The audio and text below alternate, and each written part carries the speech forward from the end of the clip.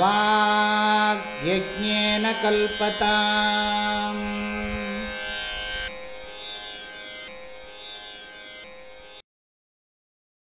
நித்யமதீயதாம்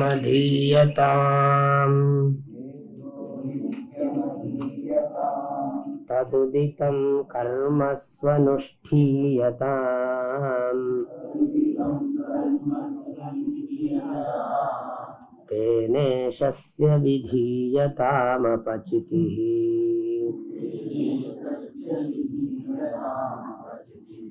காம்யே மதிஸ்த்யஜ்யதாம்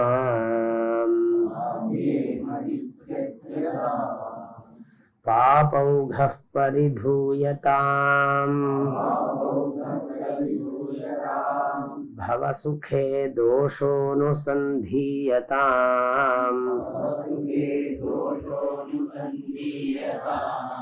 ஆத்மேச்சா வ்யவசீயதாம் நிஜக்ருஹாத் தூர்ணம் விநிர்கம்யதாம்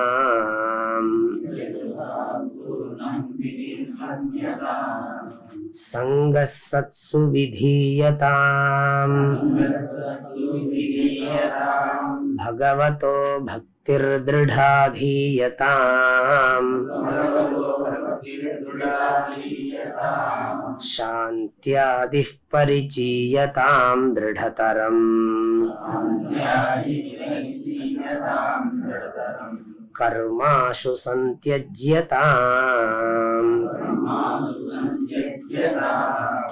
சத்வித்வானுபஸ்ருப்யதாம் பிரதிதினம் தத் பாதுகா சேவ்யதாம் பிரம்மைகாக்ஷரமர்த்யதாம் ஸ்ருதிஷிரோ வாக்யம் சமாகர்ண்யதாம்.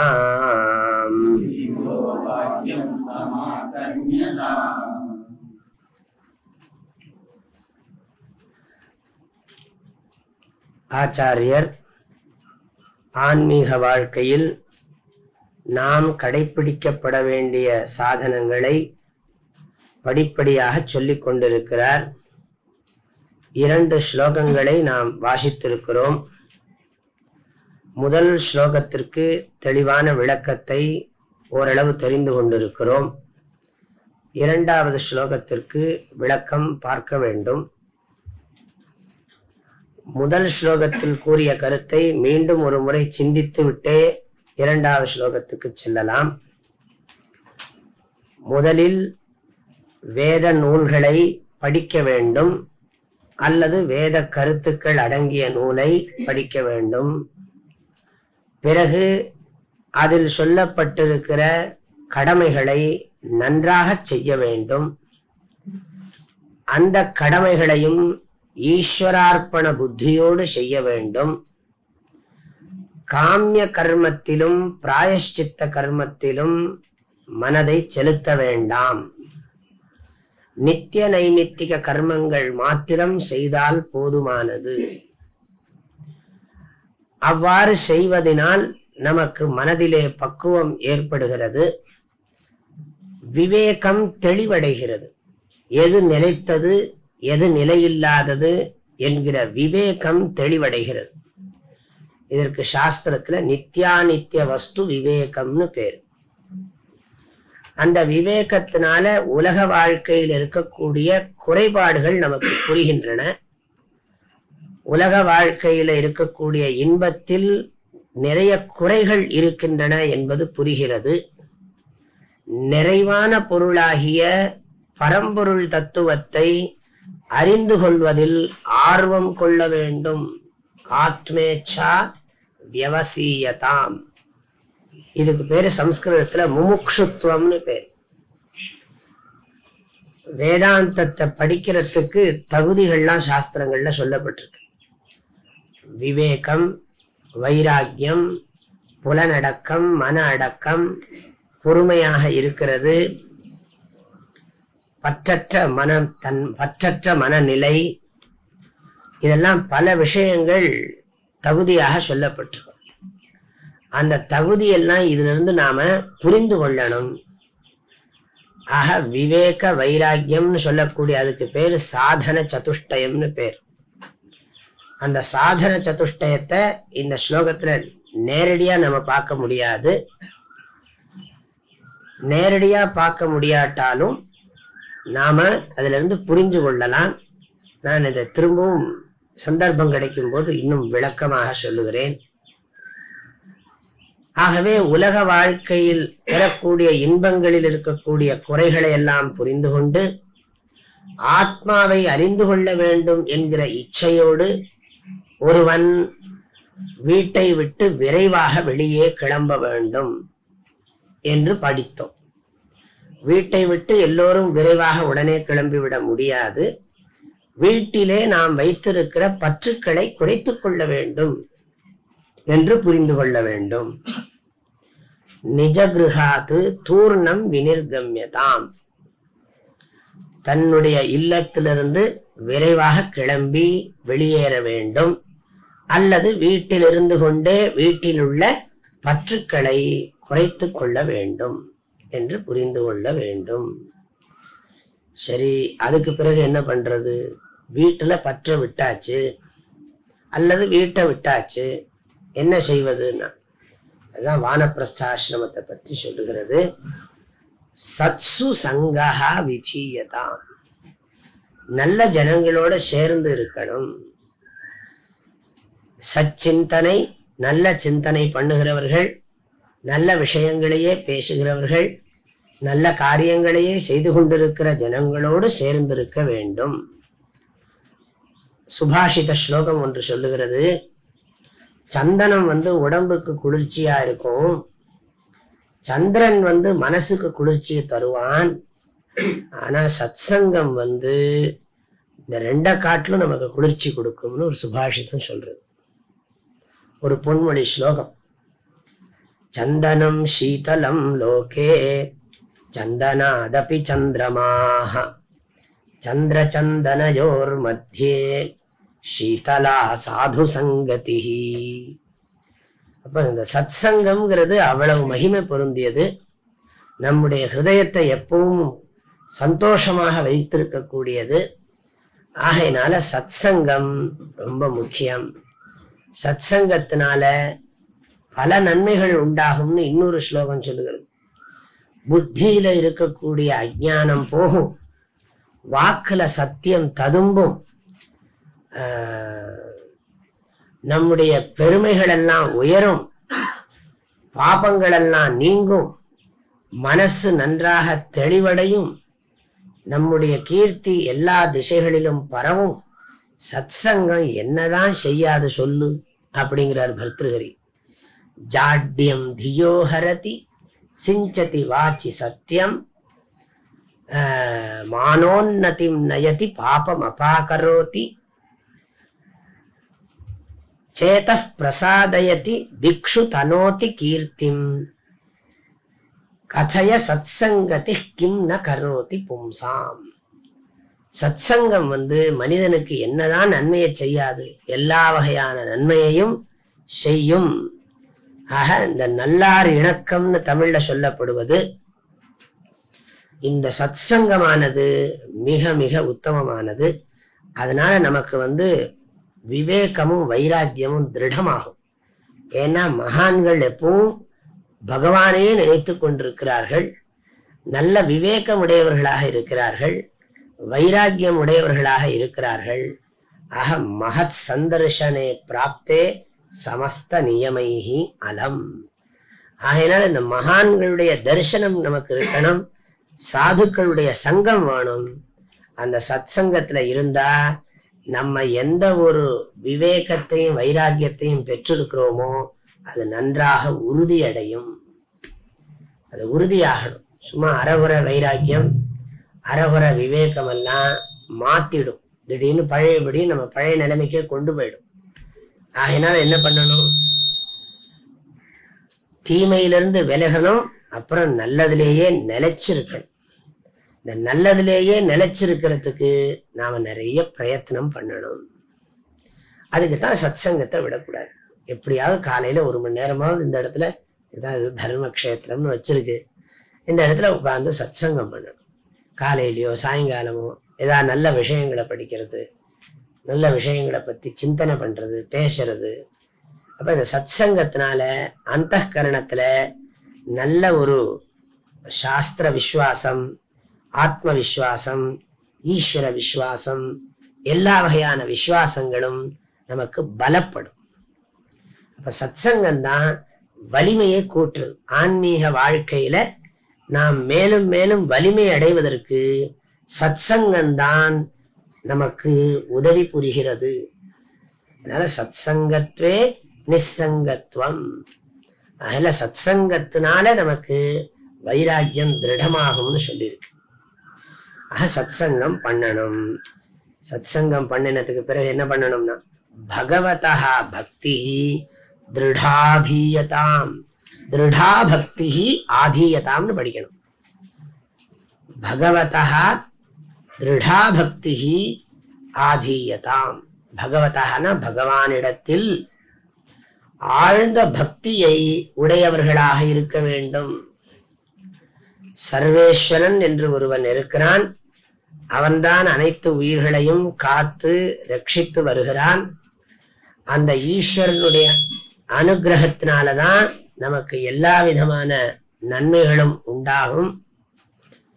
ஆகவே ஈஸ்வர அனுகிரகத்தை வேண்டி ஈஸ்வரனை மனதினுள் தியானம் பண்ண வேண்டும்.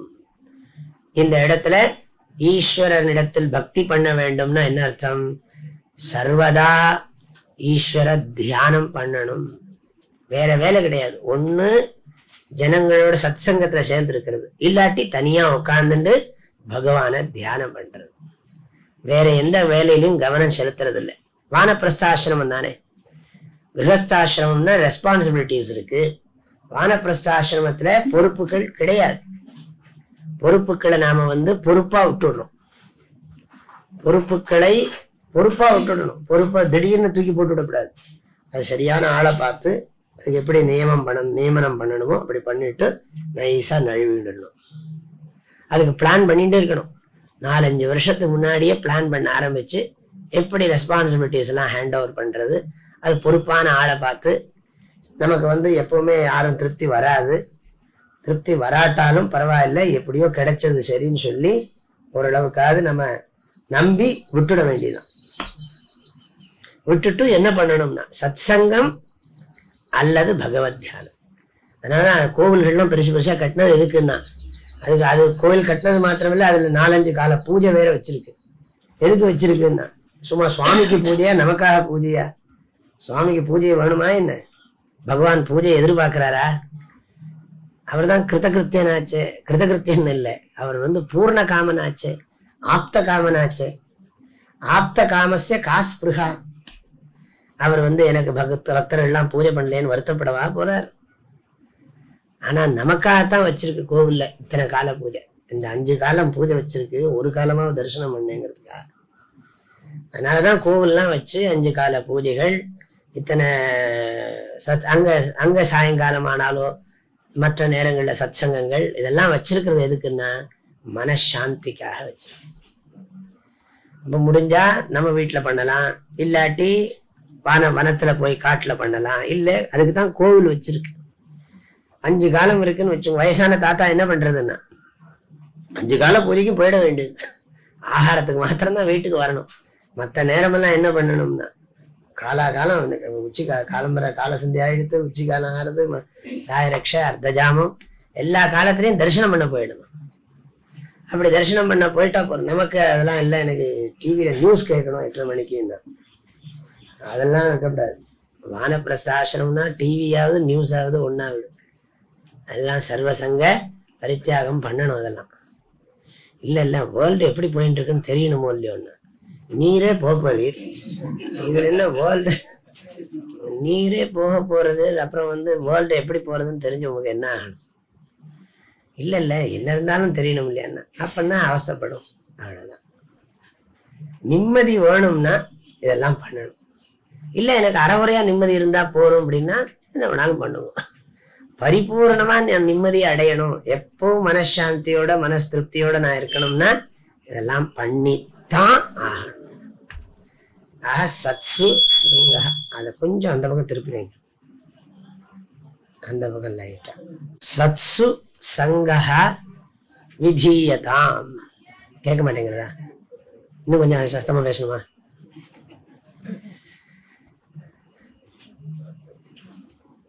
பகவானிடத்துல பக்தி பண்ணணும்.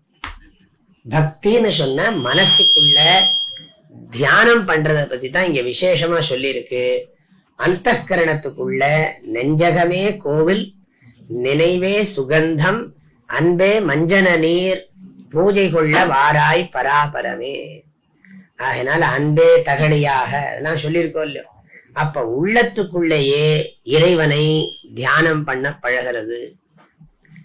சாஸ்திரங்கள் எல்லாம் பிரசித்தமா சூரிய மண்டலத்துக்கு மத்தியில பகவான் இருக்கிறார்னு சொல்லி தியானம் பண்ணு, ஆதித்ய மண்டலத்துல ஹிரண்மய புருஷன் இருக்கிறான், அந்த ஹிரண்ய கர்ப்பனை தியானம் பண்ணு என்று வேதங்கள்லாம் உபாசனையை வலியுறுத்தி சொல்லுகிறது. அப்படிப்பட்ட தியானத்தை விடாமல் பண்ண வேண்டும். சாஸ்திரத்துல இதுக்கு பேரு சகுண பிரம்ம விஷய மானச வியாபார. சகுண பிரம்மத்தை பத்தின மானச வியாபாரம், விடாம தியானம் பண்றது. ஆக என்னது, சரண கமலாலயத்தை அரை நிமிஷ நேரமட்டில் தவமுறை தியானம் வைக்க அறியாத சகட ஜட மூட மட்டி திட்டுறார் அருணகிரிநாத். நீ கொஞ்ச நேரம் கூட கடவுளை நினைக்காம கண்டதெல்லாம் நினைச்சுட்டு இருக்கிய முட்டாள் அப்படின்னு திட்டுறாரு. அப்ப அதுல இருந்து என்ன தெரிகிறது, நாம விடாம கடவுளை தியானம் பண்ணணும். எப்பொழுது பார்த்தாலும் இரவும் பகலும் பிரியாது வணங்குவன் எப்பொழுதும். எத்தான் மறவாதே நினைக்கின்றேன் மனத்து உன்னை, எத்தான் மறவாதே நினைக்கின்றேன் மனத்து உன்னை. ஆகையினால விடாம கடவுளை தியானம் பண்ணணும். மனசுல கடவுளை அதிகமா தியானம் பண்ண பண்ண நமக்கு உலக வாழ்க்கையில பற்று நன்றாக குறையும், விவேகம் நன்றாக அதிகரிக்கும். நன்மையெல்லாம் அப்பதான் நமக்கே புரியும். இன்னொருத்தர் சொல்ல வேண்டாம், நான் சாப்பிட்டா வயிறு ரொம்ப எனக்கே தெரியுமோ இல்லையோ, இன்னொருத்தருக்கா தெரிய போறது. அதே மாதிரி தியானம் பண்ண பண்ண அதனுடைய பிரயோஜனம் எனக்கே நன்றாக தெரிகிறது. தியானத்தினுடைய பிரயோஜனம் என்னன்னா, சாஸ்திரத்துல ரெண்டு சொல்லி இருக்கு. ஒன்னு சித்த ஏகாகிரதா, இன்னொன்னு சித்த விஷாலதா. மனசு நன்றாக ஒருமுகப்படுறதுன்னு ஒரு பிரயோஜனம், இன்னொரு பிரயோஜனம் மனசு நல்லா பறந்து விரியறது. இந்த விஸ்வரூபம் இருக்கோ இல்லையோ, பூபாதௌ யஸ்ய நாபிர்வியதசுரனிலஹ சந்திர சூரியௌ ஜனேத்ரே கர்ணாவாசா சிரோத்யௌர் முகமபி தஹனஹ யஸ்ய வாஸ்தேயமப்திஹி. அது ஒண்ணு இருக்கு. நமோஸ்த்வனந்தாய சஹஸ்ரமூர்த்தயே சஹஸ்ரபாதாக்ஷி சிரோருபாகவே. இதெல்லாம் சொல்ற போது இந்த பிரபஞ்சமே ஈஸ்வரனா நினைக்கிறோம். இது விஸ்வரூபம். இந்த பகவான விஸ்வரூபமா நினைச்சா அது நம்முடைய மனச விரிய செய்யும். பகவான ஏகரூபமா நினைச்சா அது நம்முடைய மனச குவிய செய்யும்.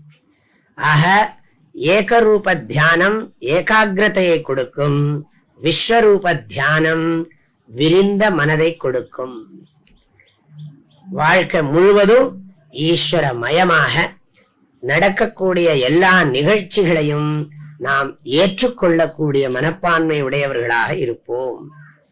ஏன்னா அந்த உலகம் முழுவதும் ஈஸ்வரன் அப்படின்னு புரிஞ்சிட்டோம்னா, விஸ்வதச்சுருத விஸ்வதோ முகோ விஸ்வதோ ஹஸ்த உத விஸ்வதஸ்பாத் சம்பாஹுப்யான் நமதி சம்பதத்ரைர் தியாவா பிருத்திவி ஜனயன் தேவ ஏகஹா. எல்லாம் இந்த ஒரே தேவன் தான் இத்தனை ரூபமாக இருக்கிறான். வானாகி மண்ணாகி வழியாகி ஒளியாகி ஊனாகி உயிராகி உண்மையுமாய் இன்மையுமாய். இப்படி பகவான் ஒருவன் தான் இத்தனையுமாக இருக்கிறான். விண்ணாகி மண்ணாகி இத்தனையும் வேறாகி கண்ணார் அமுதமுமாய் நின்றான் கழல் பாடி.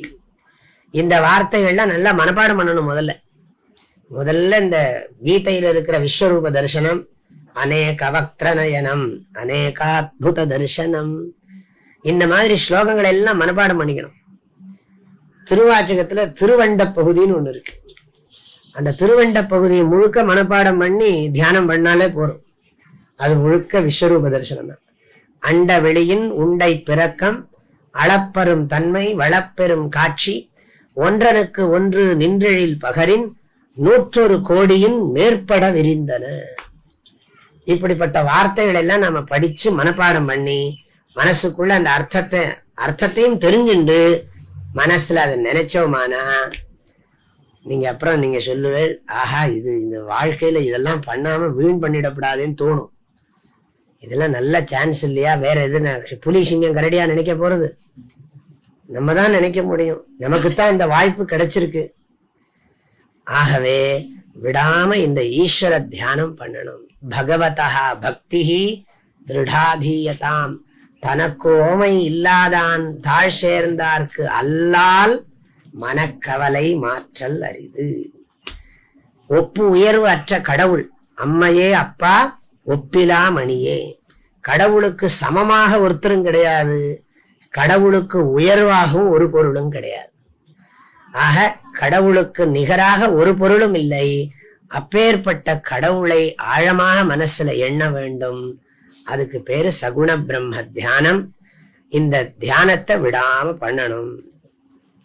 இந்த பகவத் தியானம் மாத்திரம் பண்ணினா போறாதுங்கிறார். சமதமாதிகளை எல்லாம் பழகணும். சமதமாதிகள்னு சொன்னா மனசை கட்டுப்படுத்துறது, இந்திரியங்களை எல்லாம் நிகிரகம் பண்றது, அப்புறம் பொறுமையா இருக்கிறது, சாஸ்திரங்கள்ல பரிபூர்ண ஸ்ரத்தையை விருத்தி பண்ணிக்கிறது, மனசை ஒருமுகப்படுத்துறது, அது பக்தியில வந்துடுறது. மனசை ஒருமுகப்படுத்துறது, காம குரோத லோப மோகங்களை எல்லாம் விடுறது, நல்ல குணங்களை எல்லாம் அபியாசம் பண்றது. பகவான் கீதையில சொல்லியிருக்கிற வாக்கியத்தின்படி தெய்வ சம்பத்தை எல்லாம் விருத்தி பண்ணணும். தெய்வீக குணங்களை எல்லாம் விருத்தி பண்ணணும். சுப்பீரியாரிட்டி காம்ப்ளெக்ஸ் நீக்கணும். இன்ஃபீரியாரிட்டி காம்ப்ளெக்ஸ் இருக்கக்கூடாது. இந்த தற்பெருமை, தற்புகழ்ச்சி, இது மாதிரியான குணங்களை எல்லாம் விட்டுடணும். நான் ஈஸ்வர பக்தன், அது ஒண்ணுதான் எனக்கு குவாலிபிகேஷன். நான் ஆத்தியாத்மிக வாழ்க்கையில் சாதகனாக இருக்கிறேன். இந்த நான் சாதகன்கிறது தான் எனக்கு வேணும். மற்ற எந்த குவாலிபிகேஷனும் எனக்கு வேண்டாம். அதுவும் எனக்கும் பகவானுக்கு தான் ரிலேஷன்ஷிப். அப்போ இந்த உத்தமமான பக்தியை கொண்டு நல்ல குணங்களையும் அபிவிருத்தி பண்ணணும். மூணே 3 கெட்ட குணத்தை விட்டா போருங்கிறார் கிருஷ்ணர். அதுதான் நரகத்துக்கு வாசல்ங்கிறார். திரிவிதம் நரகஸ்யேதம் துவாரம் நாசனம் ஆத்மனஹ காம க்ரோதஸ்ததா லோபஹ தஸ்மாதே தத்ரயம் த்யஜேத். நரகத்துக்கு வாசல் 3பா. ஒண்ணு விருப்பு, இன்னொன்னு வெறுப்பு, இன்னொன்னு லோபம்னு.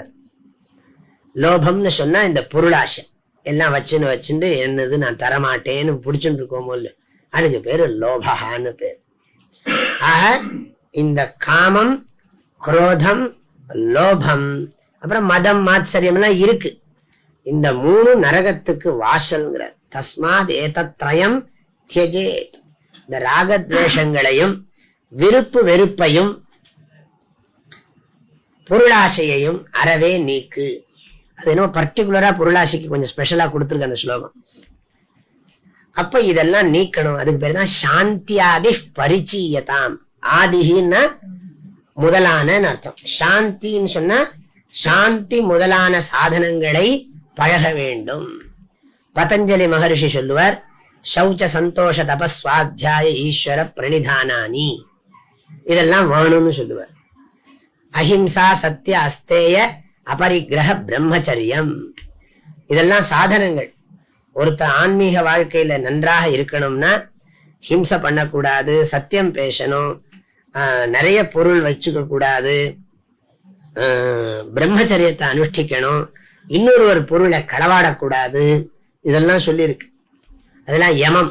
அப்புறம் நியமம், சௌச்சம் சுத்தமா இருக்கணும், சந்தோஷமா இருக்கணும், தபஸ் பண்ணணும், வேத சாஸ்திரங்களை எல்லாம் படிக்கணும், ஈஸ்வரனுக்கு பூஜை பண்ணணும், இப்படி எல்லாம் நியமங்கள்லாம் சொல்லியிருக்காரு.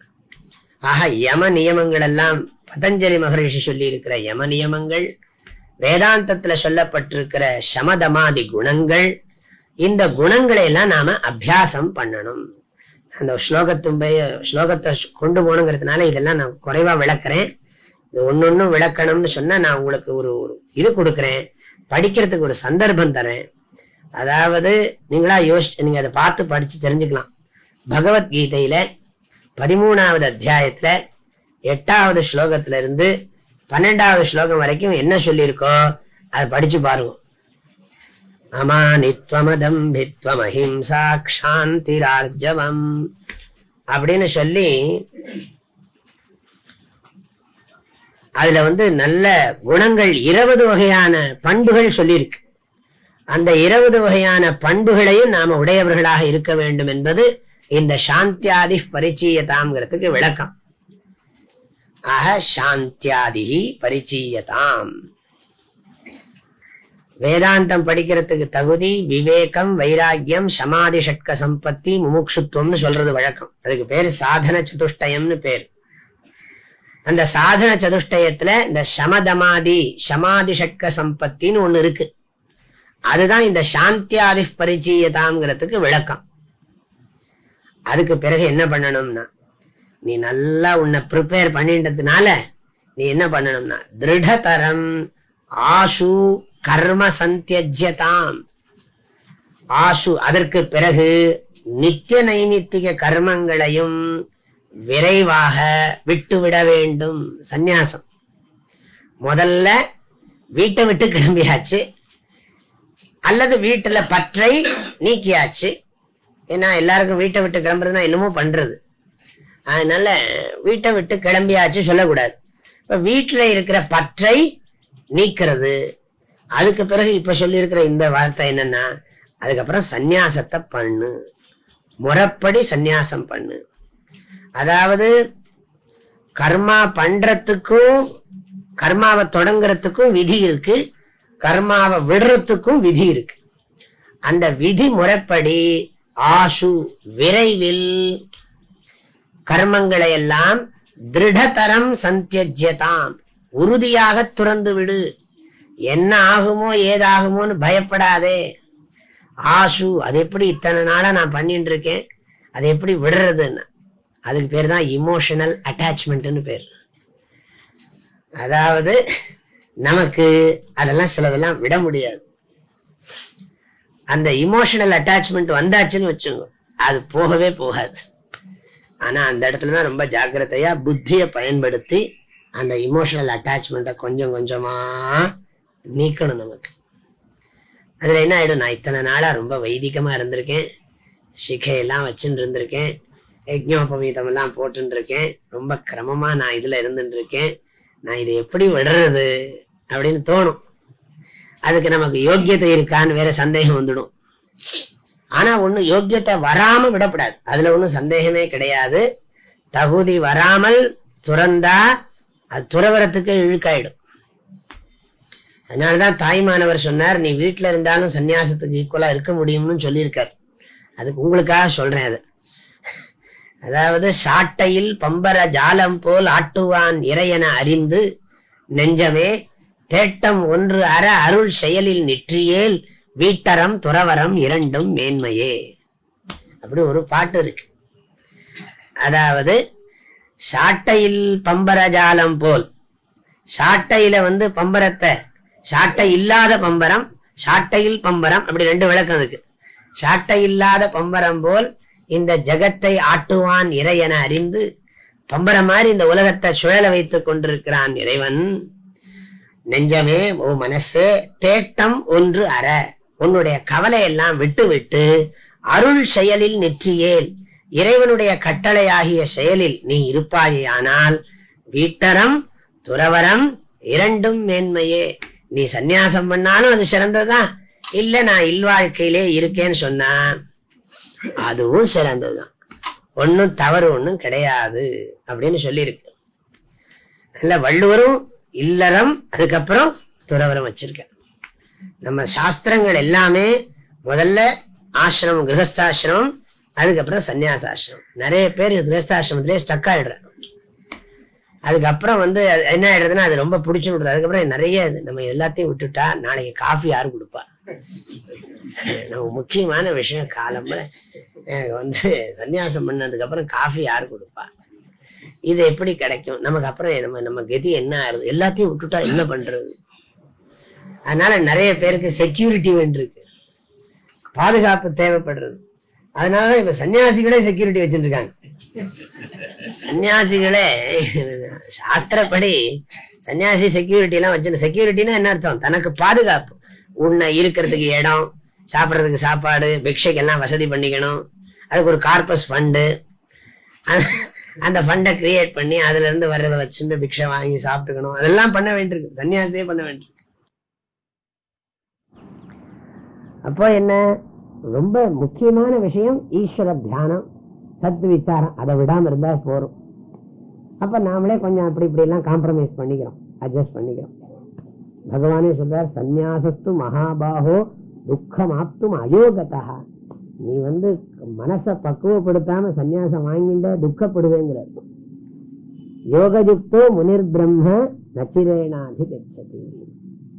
ஆக கர்மாக்களை எல்லாம் விடுறதுங்கிறது ஒரு லெவல். கர்மாக்களை துவங்குவதற்கும் ஒரு விதி இருக்கு, கர்மாக்களை எல்லாம் விடுறதுக்கும் விதி இருக்கு. நமக்கு பக்குவம் இருக்கிறது என்று நமக்கு புரிந்தால், நம்மால் சந்நியாச வாழ்க்கையை மேற்கொண்டு வாழ முடியும் என்கிற ஒரு தைரியம் இருந்தால் சந்நியாசம் பண்ணலாம். ஆசு, ஆசுன்னா விரைவில். அங்க தூர்ணம்னர், இங்க ஆசுங்கிற. ஆசுன்னா விரைவில் அர்த்தம். ஆசு கவி கேட்டிருக்கோம். ஆசு கவின்னா என்ன அர்த்தம்?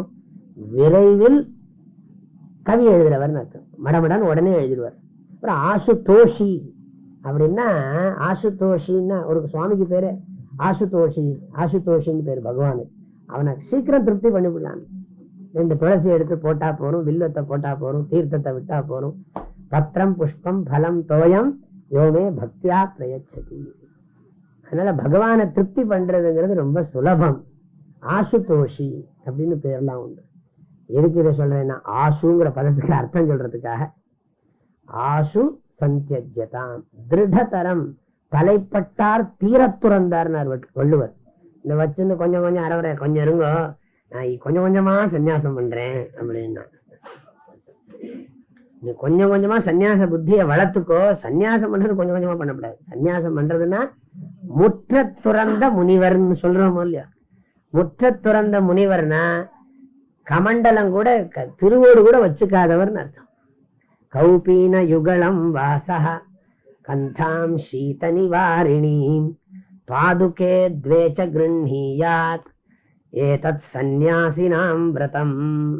அந்த மாதிரி சன்னியாசமே பார்க்க முடியாது இப்போ. அதாவது கௌபீன யுகலம் வாசா, 2 கோமணம். கந்தாம் சீத நிவாரிணீம், ஒரு சாக்கு மாதிரி ஒண்ணு, குளிர்ல இருந்து காப்பாத்திக்கிறதுக்கா. கந்தாம் சீத நிவாரிணீம் பாதுகே த்வேச்ச கிருண்ணீயாத், 2 பாதுகை போட்டுக்கலாம். குர்யான் நான்யஸ்ய சங்கிரகம், இதை தவிர வேற எதையும் சேர்த்து வச்சுக்காது. இப்படி சன்னியாசத்துக்கு விதி சொல்லி இருக்கு.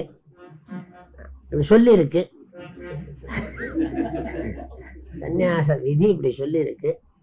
அதுல இருந்து என்ன தெரியுது? அதெல்லாம் அப்படி இருந்தா தான் மனசு எதுலயும் ஈடுபடாது. பகவான் இடத்திலேயே மனசை செலுத்தலாம். ஏன்னா நமக்கு நிறைய பொறுப்பு இருந்ததுன்னு வச்சுங்க, அதை கான்சென்ட்ரேட் பண்ண முடியாது. அதெல்லாம் பண்ண முடியாதா? ஜனக மகரிஷி இல்லையா? ஜனக மகாராஜா இல்லையான்னா, அப்படி உங்களால இருக்க முடியுமா? இருங்கோ, அது சாத்தியமானு பாருங்க. எல்லாரும் ஜனகராகட்டவோ ராமராட்டவோ இருந்துட முடியாது. மெஜாரிட்டி பீப்புளுக்கு கடவுள் வாழ்க்கையில ஆழ்ந்து ஈடுபடணும்னா உலக வாழ்க்கையை ஓரளவுக்கு துறந்தாதான் முடியும். உலக வாழ்க்கையில இருந்து கொண்டே கடவுளை ஆழமாக நினைப்பது என்பது பிராக்டிக்கலா யோசிச்சு பார்த்தா சிரமம். விடாம இது பண்றது. இப்ப நீங்க ஒரு 8 மணிக்கு மேல நான் பேசினேன்னு வச்சுங்களேன்,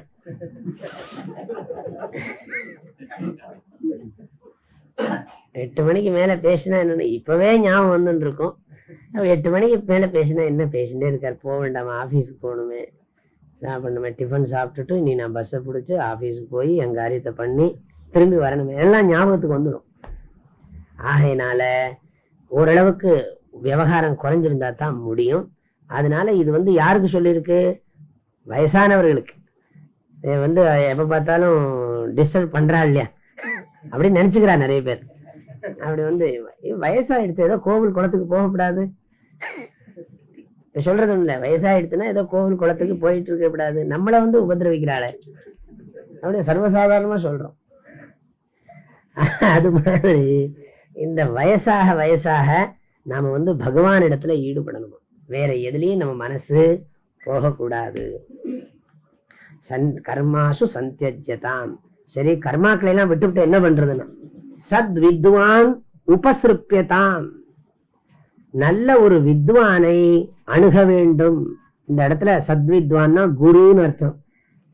வேதாந்தம் படிக்கிறதுக்காக குரு கிட்ட போகணும்னு சொல்றது இந்த ஸ்லோகம். குருனா யாருன்னா நன்னா சாஸ்திரம் படிச்சவர். ஸ்ரோத்ரியா, ஸ்ரோத்ரியான்னா நல்லா வேத சாஸ்திரங்கள்லாம் படித்தவர், பாபம் செய்யாதவர், அவருஜினஹா, ஆசையினால கொல்லப்படாதவர். அப்படின்னா என்ன அர்த்தம்? ஆசை இல்லாதவர், பரம்பொருள் விஷயத்தை நன்றாக புரிந்து கொண்டு நன்றாக சொல்லிக் கொடுக்கக்கூடியவர். புரிஞ்சுக்கிறதுங்கிறது வேற, சொல்லிக் கொடுக்கறதுங்கிறது வேற. அந்த சம்பிரதாய முறைப்படி சிஷ்யனுக்கு எப்படி சொல்லிக் கொடுத்தா புரியுமோ அப்படி கிரமமா சொல்லிக் கொடுக்க தெரிஞ்சவர். சொல்லிக் கொடுத்த நேரம் போக மற்ற நேரம் எல்லாம் ரொம்ப சாந்தியா மௌனமா இருக்கிறவர். அவர்தான் குருன்னு சொல்லியிருக்கு லட்சணம். ஸ்ரோத்ரியோ விருஜினோ காமஹதோயோ பிரம்மவித்தம பிரம்மண்யு பரத சாந்தோ நிரிந்தன இவானலஹ. அப்போ அந்த மாதிரி ஒரு பண்பு உள்ள குருவை நாட வேண்டும். சத் வித்வான் உபசிருப்பியதாம். குரு உபசதனம்னு பேரு இருக்கு. குரு உபசதனம். உபனிஷத் சொல்றது தத் விஜானார்த்தம் ச குருமேவாபிகச்சேத் சமித்பாணி ஸ்ரோத்ரியம் பிரம்மனிஷ்டம். கையில சமித்தை எடுத்துட்டு நல்ல ஒரு குரு கிட்ட போகணும்னு சொல்லியிருக்கு. சமித்து எதுக்குன்னா சமித்து எப்படி காஞ்சிருக்கோ அது மாதிரி நான் நல்லா பக்குவம் ஆயிருக்கேன்னு அர்த்தம். சமித்துன்னா சாதாரணமா அரச மரத்துல இருந்து வெட்டி எடுக்கப்படாது, தானா விழுந்ததுதான் சமித்து. நம்ம இப்பெல்லாம் ஒரு பக்கம் ஒரு கிளையவே வெட்டி அதை நல்லா காய வச்சு அதை ஹோமம் பண்ணிட்டு இருக்கோம். சாஸ்திரப்படி சமித்துன்னு சொன்னா அது தானா காஞ்சு கீழே விழுந்திருக்கணும். சமித்து பிறக்கிறதான் தவிர சமித்தை வெட்டுறது இல்லை. சமித்தை பிறக்க போறதுன்னு சொல்லுவோம். அப்ப இந்த சமித்தை அந்த சமித்தை எடுத்துன்னு போய் ஒரு சமித்தை காட்டணும். இந்த சன்னியாசிக்கு சமித்தை வச்சுன்னு என்ன பண்றது? ஹோமமே கிடையாது அவருக்கு. அதனால சமித்தை வச்சுட்டு என்ன பண்றது? சமித்தினுடைய அடையாளம் என்னன்னா நான் நல்லா காஞ்சிருக்கேன். காஞ்சிருக்கேன்னா காஞ்சு போயிருக்கேன்னு அர்த்தம் இல்லை, நல்லா பக்குவப்பட்டிருக்கேன். பக்குவப்பட்டு நான் அதை விட்டு வந்திருக்கேன், உலக வாழ்க்கையை விட்டு வந்திருக்கேன், உண்மையை தெரிந்து கொள்ள வேண்டும் என்று நான் வந்திருக்கிறேன், உண்மை சரணம் அடைகிறேன் அப்படின்னு குரு கிட்ட நாம நமஸ்காரம் பண்ணின மாத்திரத்துல குருவானவர் நமக்கு அனுகிரகம் செய்வார். கிருஷ்ணர் கீதையில சொல்லியிருக்கார், பணிந்தும் கேட்டும் பணிவிடை செய்தும் அதனை நீ அறிந்து கொள், உண்மையை உள்ளவாறு உணர்ந்த ஞானிகள் உனக்கு உள்ளதை உள்ளவாறு உபதேசிப்பார்கள். அப்ப குரு கிட்ட போகணும். குரு கிட்ட போகணுங்கிறதான் இந்த வாக்கியம் காட்டுறது. சத் வித்வான் உபசிருப்பியதாம். குருவை அணுக வேண்டும். சரி, குருவை அணுகினா அவருக்கு என்ன தெரியும்? எதுக்காக வந்திருக்கான்னு தெரியணுமே.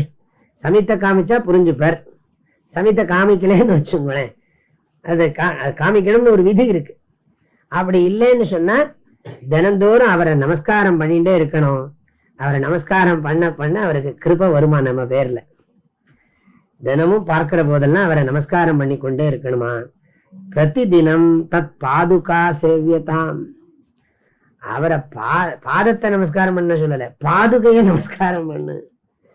அனந்த சம்சார சமுத்திரதார நௌகாயிதாபியாம் குரு பக்திதாபியாம் வைராக்ய சாம்ராஜ்யத பூஜனாபியாம் நமோ நம ஸ்ரீ குரு பாதுகாபியாம்.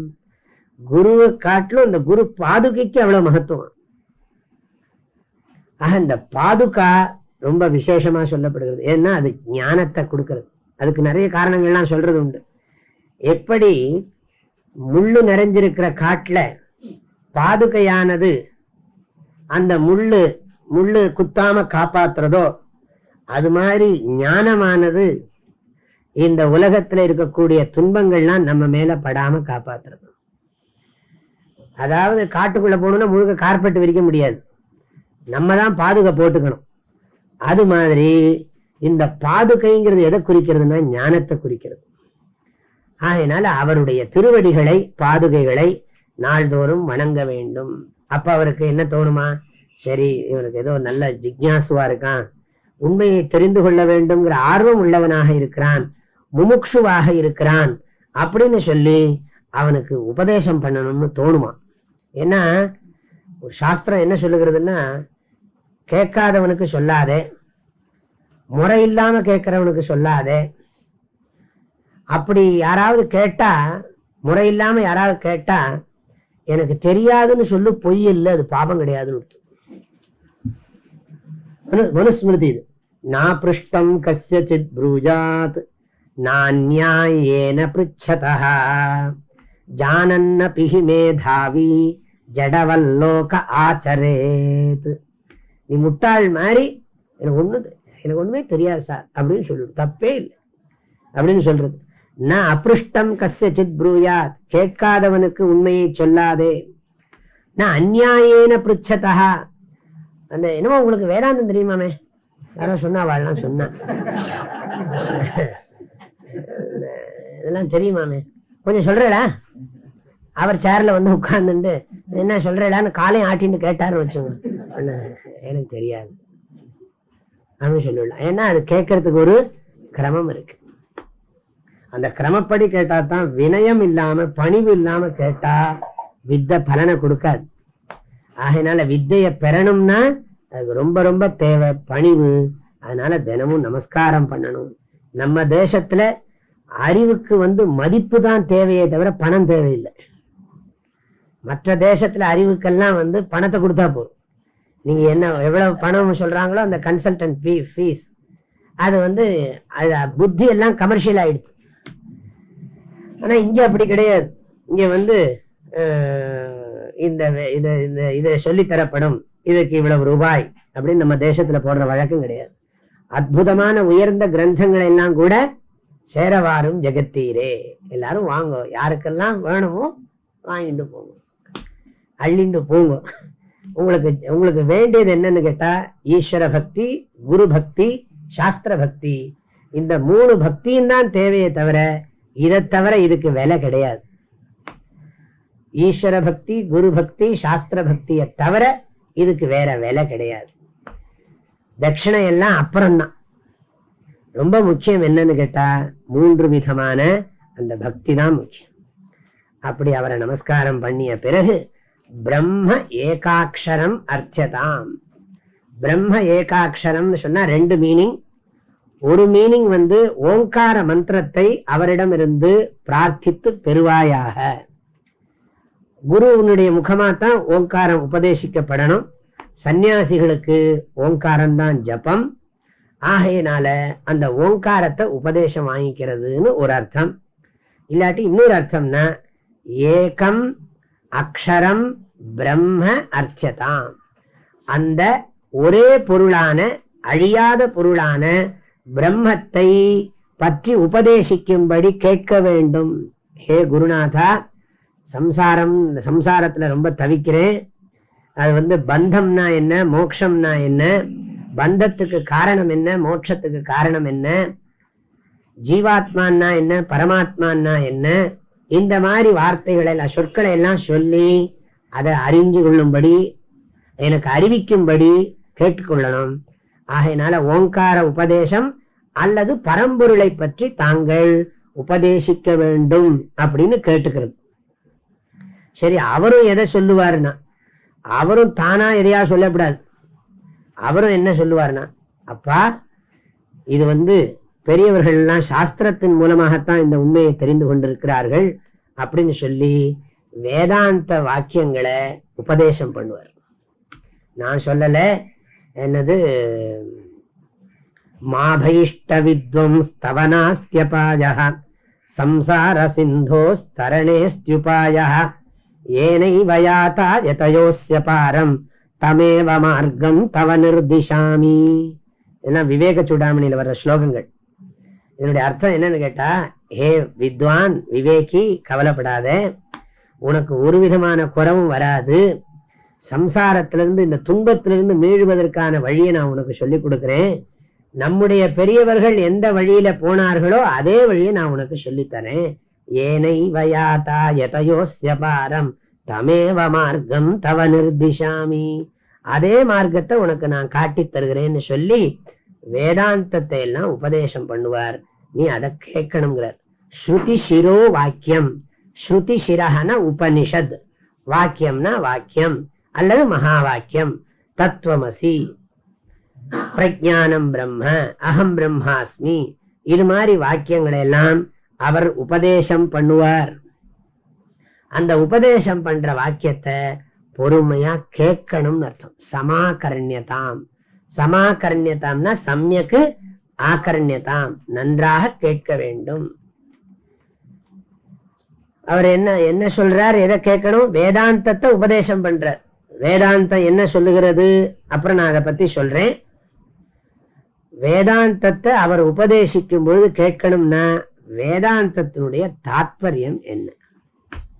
உபனிஷத், வேதாந்தம், பிரம்ம வித்யா, ஆத்ம வித்யா, இன்னும் நிறைய பேர் இருக்குது. அப்ப ஸ்ருதி சிரோ வாக்கியம்னு சொல்றதுனால உபனிஷத் வாக்கியத்தை கேளுன்னா, உபனிஷத் நிறைய இருக்கு. இந்த உபனிஷத்துல மைய கருத்து என்ன, இதனுடைய தாத்பரியம் என்ன அப்படிங்கறத தெரிஞ்சுக்கணும். இந்த உபனிஷத்தினுடைய தாத்பரியம் என்ன? அத்வைத வேதாந்த சித்தாந்தப்படி உபனிஷத்தினுடைய தாத்பரியம் என்னவென்றால், ஜீவாத்மாவும் பரமாத்மாவும் ஒண்ணு அப்படின்னு சொல்றதுதான் தாத்பரியம். நிறைய ஸ்கூல் ஆஃப் தாட்ஸ் இருக்கு, இதுல நிறைய அபிப்பிராயங்கள்லாம் உண்டு. நான் இந்த அத்வைத சம்பிரதாயமா இருக்கிறதுனால அதை நான் சொல்றேன். அதனால உபனிஷத்துக்கு என்ன இருக்கு கேட்டா, உபனிஷத்துல என்ன சொல்லிருக்கு? பரமாத்மா வேற ஜீவாத்மா வேற கிடையாது. உண்மையிலேயே பரமாத்மாவும் ஜீவாத்மாவும் ஒண்ணு. எனக்கு ரொம்ப நாளைக்கு முன்னாடி பரமாத்மானா யாருன்னே தெரியாது. சாஸ்திரம் பரமாத்மான்னு ஒண்ணு இருக்குன்னு சொல்லிட்டு, அப்புறம் இப்ப என்ன சொல்றது? அந்த பரமாத்மாவும் நீயும் தத்து துவம் அசி, நீ அதுவாக இருக்கிறாய் அப்படின்னு சொல்லி உபதேசம் பண்றது. நான் அதுவாக இருக்கிறேன் என்று நான் புரிந்து கொள்ளுகிறேன். அப்ப இந்த சாஸ்திரத்தினுடைய தாத்பரியம் என்னன்னா, ஜீவாத்ம பரமாத்மா ஐக்கியம்தான் தாத்பரியம். அத்வைத வேதாந்த சித்தாந்தப்படி வேதாந்தத்துல அத்வைத்தம் சொல்லப்பட்டிருக்கு, பேதஸ்ருதி இருக்கு, அபேதஸ்ருதி இருக்கு, பேதாபேத ஸ்ருதி இருக்கு.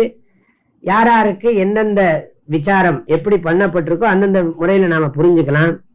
அதனால நீங்க எல்லாம் நிறைய வைஷ்ணவெல்லாம் இருக்கு. அதனால நாங்க அதுதான் சொல்லுவோம். வழக்கமா எங்க சம்பிரதாயப்படி நாங்க அதை சொல்லுவோம். நீங்க அதை நினைக்க மாட்டேன் ஒண்ணும். அதனால விசிஷ்டாத்வைத்தம் சொல்றது இல்ல, அத்வைத்தம். அத்வைத்தம்ங்கிறது ஜீவாத்மாவும் பரமாத்மாவும் ஒண்ணுங்கிறது. விசிஷ்டாத்வைத சித்தாந்தத்துல அத்வைத்தம்ங்கிற சப்தத்துக்கு அர்த்தம் இருக்கு. அத்வைத்தம்னா என்ன? நாராயணனுக்கு சமமாகவோ நாராயணனுக்கு உயர்வாகவோ ஒருத்தரும் இல்லைங்கிறது அத்வைத்தம். ஆனா இங்க அப்படி இல்லை.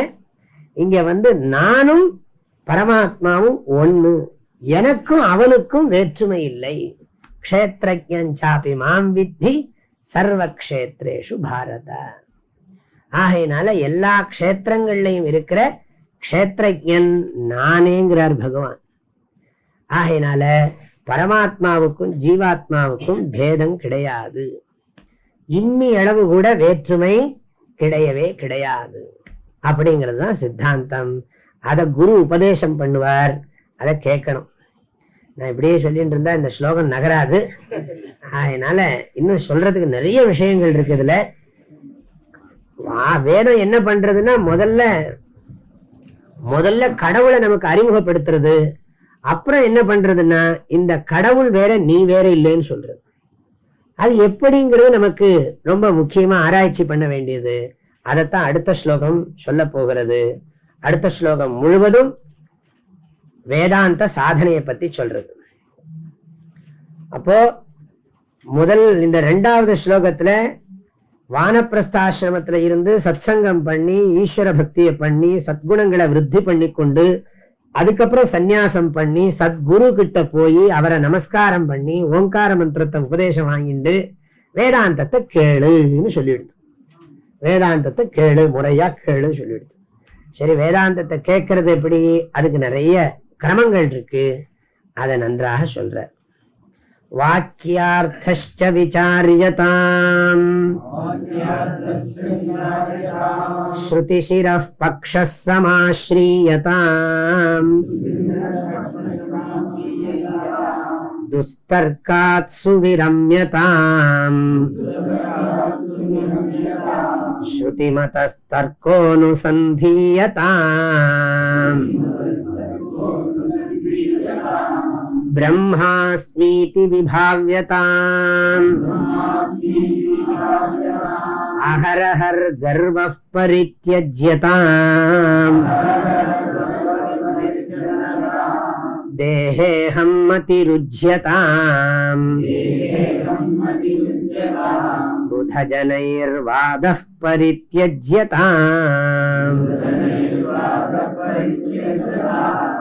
வாக்யார்த்தஸ்ச விசார்யதாம்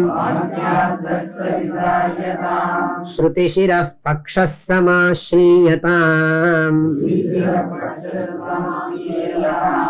துஸ்தர்காத் சுவிரம்யதாம் ஸ்ருதிமதஸ்தர்கோனுசந்தீயதாம் பிரம்மாஸ்மீதி விபாவ்யதாம் அஹரஹர் கர்வப் பரித்யஜ்யதாம் தேஹேஹம் மதிருஜ்யதாம் புதஜனைர்வாதः பரித்யஜ்யதாம்.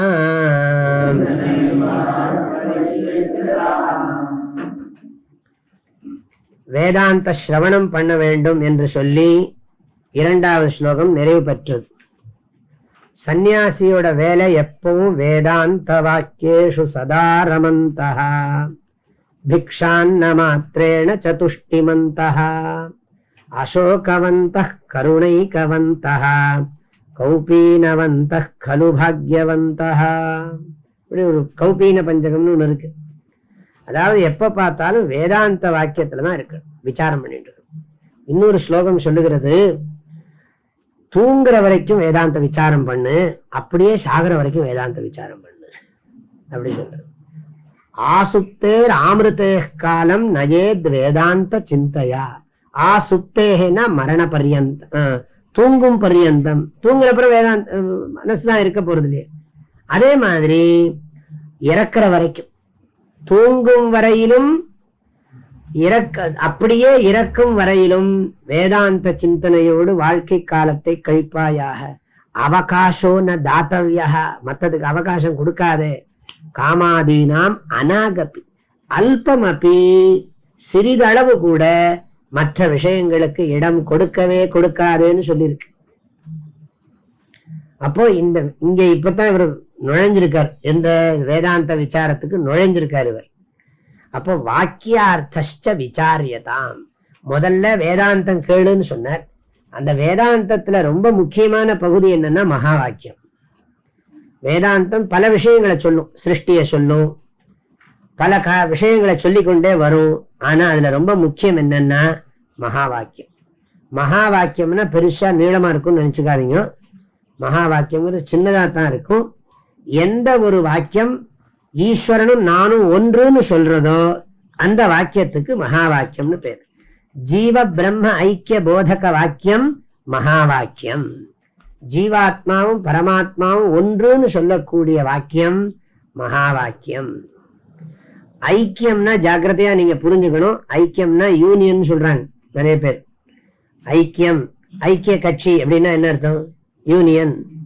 ஆனா இந்த இடத்துல ஐக்கியம்னா ஏகஸ்ய பாவகா, ஒன்றா இருக்கும் தன்மை, ஒன்னஸ், நாட் யூனியன். அதனால oneness, it is already oneness. அது எப்பவுமே அது ஒன்னாத்தான் இருக்கு. நம்ம தான் வேறையா சாஸ்திரம் உபதேசம் பண்ணிருக்கு. நமக்கு எடுத்த உடனே ஒண்ணுன்னு சொன்னா புரியாது. நமக்கு எல்லாமே நிறைய நிறைய தெரிஞ்சுட்டு இருக்கு. அப்படி இருக்கிற போது எல்லாம் ஒண்ணுன்னு சொன்னா முதல்ல புரியாது. மனசை பக்குவப்படுத்தித்தான் ஒண்ணுன்னு சொல்லணும். அப்ப ஒன்றாக இருக்கும் தன்மையை மகா வாக்கியங்கள் உபதேசிக்கின்றன. அதை பத்தி நான் இப்ப சுருக்கமா சொல்றேன். எப்படி ஜீவாத்மாவும் பரமாத்மாவும் ஒண்ணுங்கிற விஷயத்தை, அதான் இப்ப முக்கியமான விஷயம். வாக்கியார்த்தம் என்ன? வாக்கியார்த்தம்னு சொன்னாலே சாதாரண ஒரு வாக்கியத்தை எடுத்துன்னு அதுக்கு அர்த்தம் சொல்றது. ஆனா இந்த இடத்துல வாக்கியார்த்தம்னா மகா வாக்கியார்த்தா. பிரஜானம் பிரம்ம, அகம் பிரம்மாஸ்மி, தத்துவமசி, அயமாத்மா பிரம்மங்கிற மகா வாக்கியம். அது மாத்திரம் மகா வாக்கியம் நினைச்சுடாங்க. நிறைய எண்ட்லெஸ்ஸா மகா வாக்கியம் இருக்கு. இதெல்லாம் செலக்டட் மகா வாக்கியாஸ். இதை காட்டிலும் எத்தனையோ மகா வாக்கியங்கள்லாம் இருக்கு. ஆனா அந்த மகா வாக்கியம் எல்லாம் பிரசித்தம் கிடையாது. ஆனா அந்தந்த கான்டெக்ட்ல அது புரியும். ஒன்னும் வேண்டாம், கீதையிலே பகவான் சொல்றார், எல்லா உயிர்களிலும் நான் ஆத்மாவாக இருக்கிறேன்கிறார். அது ஒரு மகா வாக்கியம். க்ஷேத்ரஜ்ஞன் சாபி மாம் வித்தி அப்படிங்கிறது மகா வாக்கியம் கீதையில. அது மாதிரி இங்கேயும் நாம அதை புரிஞ்சுக்கணும். மகா வாக்கியத்தினுடைய அர்த்தத்தை தெரிஞ்சுக்கணும். எப்படி நானும் அவரும் ஒன்னாக முடியும்? இத்தனை நாளா விழுந்து விழுந்து அவரை நமஸ்காரம் பண்ணியிருக்கேன். அவர் சர்வேஸ்வரன், சர்வாதிஷ்டாதா, சர்வாந்தர்யாமி, சகல கல்யாண குண கணைக்க நிலையா. இப்படி இப்பேற்பட்ட பகவான நான் சர்வ கர்த்தா, இப்பேற்பட்ட கடவுளும் நான் இதுக்கு நேர் மாறான குவாலிபிகேஷன் எனக்கு இருக்கு. அல்பஜ்ஞா, அல்பசக்திமான். நான் ரொம்ப கம்மி, எனக்கு புத்தி கம்மியா இருக்கு, எனக்கு சக்தி கம்மியா இருக்கு. அந்த சக்தியும் சில சமயம் வேலை செய்ய மாட்டேங்கிறது. இப்பேற்பட்ட ஆள் நானும். பகவானுக்கும் என்னையும் ஒண்ணுன்னு சொல்ல முடியுமா? பக்கத்தாத்த ஆளும் நானும் கூட ஒண்ணுன்னு எனக்கு புரிய மாட்டேங்கிறது. அப்படி இருக்கும் பொழுது நானும் பகவானும் ஒண்ணுன்னு எப்படிப்பா சொல்ற நீ? அது மாத்திரம் இல்ல, நீயும் பகவானும் ஒண்ணுங்கிறது மாத்திரம் இல்ல, எல்லா ஜீவர்களும் பகவானும் ஜட பொருளும் சேதன பொருளும் அத்தனையும் ஒண்ணுதான். ஏகமேவ அத்விதீயம் பிரம்ம நேஹ நானாஸ்தி கிஞ்சன. இருக்கிறது ஒரே வஸ்துதான், நானா நாஸ்தி. பல என்பது இல்லவே இல்லைன்னு ஸ்பஷ்டமா சாஸ்திரம் சொல்றது. அப்போ இதுல நமக்கு புரிஞ்சுக்கிறது கொஞ்சம் கஷ்டமா இருக்கு. ஏன்னா இந்த சாஸ்திரம் தான் சொல்லித்து சர்வஜன் சர்வேஸ்வரன் சொல்லித்து. அதே மாதிரி நீ அல்பஜன் அல்பசக்திமான்னு சொல்லி இருக்கு. இதே சாஸ்திரம் திரும்ப சொல்றது ரெண்டும் ஒண்ணுங்கிறது. அப்போ என்ன சாஸ்திரம் நம்மள கான்ட்ரடிக்ட் பண்றதா?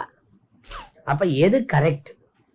அப்போ பேதம்ங்கிறது கரெக்டா அபேதம்ங்கிறது கரெக்டான்னா அதுக்குதான் நம்ம ரெண்டு பதம் யூஸ் பண்றோம். வியாவகாரிக திருஷ்டியில ரெண்டு பேருக்கும் பேதம் இருக்கு, பாரமார்த்திக திருஷ்டியில ரெண்டுக்கும் அபேதம் தான் இருக்கு. அத டிரான்சாக்சன் லெவல் வியாவகாரிக திருஷ்டி. இந்த வியாவகாரிக திருஷ்டியில பார்த்தோம்னா ஈஸ்வரன் வேறதான், நான் வேறதான், நீங்க வேறதான், ஜெகத் வேறதான், எல்லாமே வேற வேறதான். ஆனா தத்துவ திருஷ்டியில இது ஒண்ணு ஞாபகம் வச்சுக்கணும், இது ஒன்லி புத்தினால்தான் தெரிஞ்சுக்க முடியும், கண்ணால பார்க்கிற விஷயம் இல்லை. இது அறிவு கண் கொண்டு பார்க்கிறவர்களுக்கு அனைத்தும் ஒன்றே என்பது விளங்கும். இந்த புறக்கண்ணுக்கு எல்லாமே வேறு வேறாகத்தான் இருக்கும். ஆனால் அகக்கண்ணுன்னு சொல்லல, அறிவு கண்ணுன்னு சொல்றேன். அகக்கண்ணுன்னு சொன்னா புறக்கண்ணுல பார்த்ததுதான் அகக்கண்ணு பார்க்கும். ஆனா அறிவு கண் கொண்டு நாம் பார்த்தோமே ஆனால் அனைத்தும் ஒன்று என்பது விளங்கும். அதைத்தான் நாம விளக்கி ஆகணும். அதை நாளைக்கு விளக்குறேன். வாக்கியார்த்த விசாரியதாம். ஓம் பூர்ணமத பூர்ணமிதம் பூர்ணாத் பூர்ணமுதச்யதே பூர்ணஸ்ய பூர்ணமாதாய பூர்ணமேவாவசிஷ்யதே. ஓம் சாந்தி ஷாந்தி ஷாந்தி. ஹரி ஓம்.